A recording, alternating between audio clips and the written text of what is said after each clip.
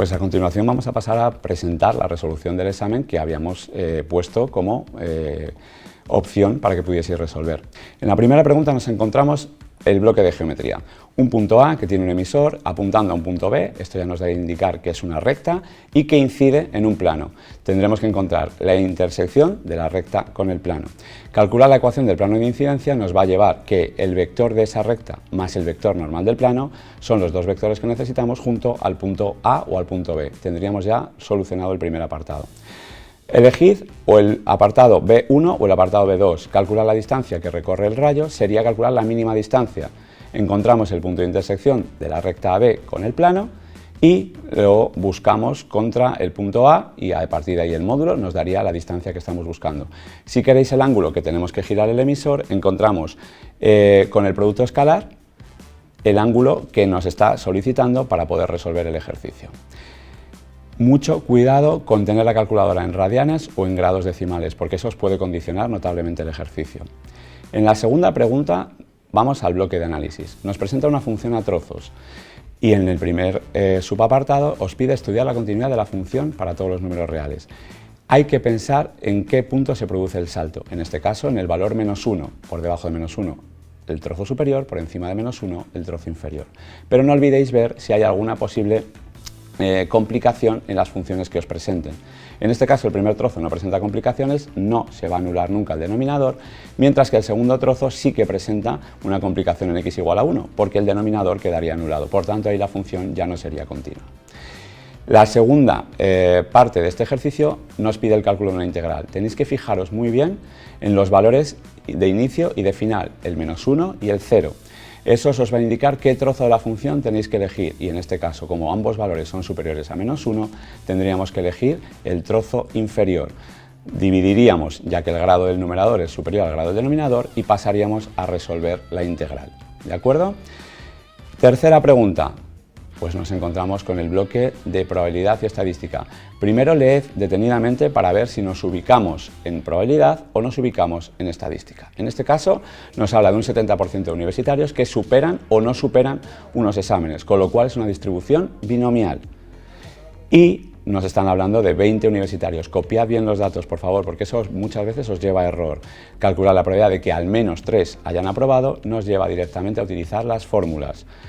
Se puede utilizar la fórmula directa o la fórmula inversa, en este caso sale mucho mejor, 1 menos la probabilidad de no haber aprobado.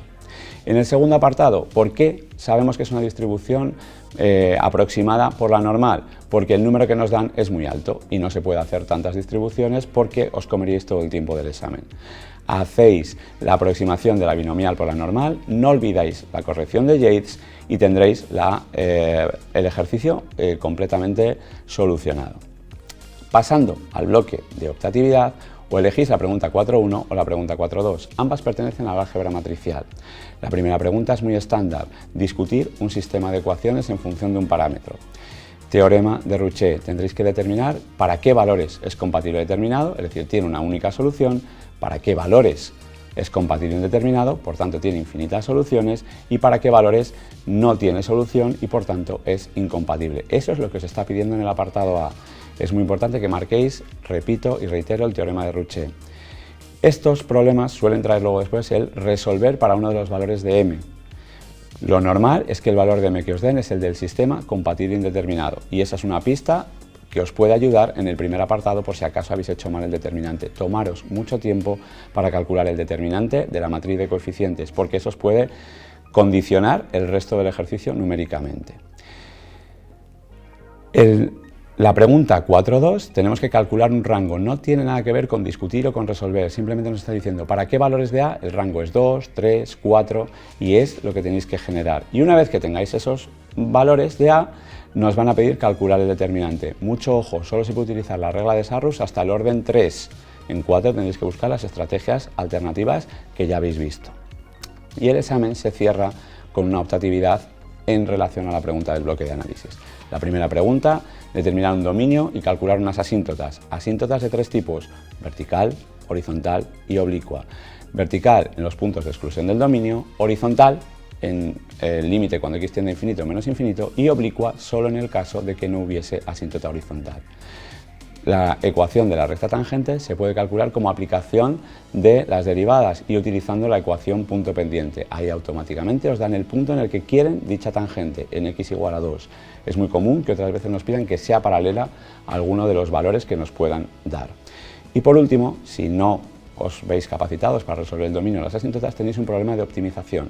Problemas que tienen dos partes: fijar un objetivo, maximizar algo, minimizar una situación, y para ellos tienen que dar un dato. Muy importante que veáis el objetivo y utilicéis el dato para despejar la incógnita del objetivo que os han planteado. Este sería el examen a resolver y todo el trabajo que habéis hecho a lo largo de todo el año seguro que tiene recompensa. Mucho ánimo, que las cosas van a salir muy bien.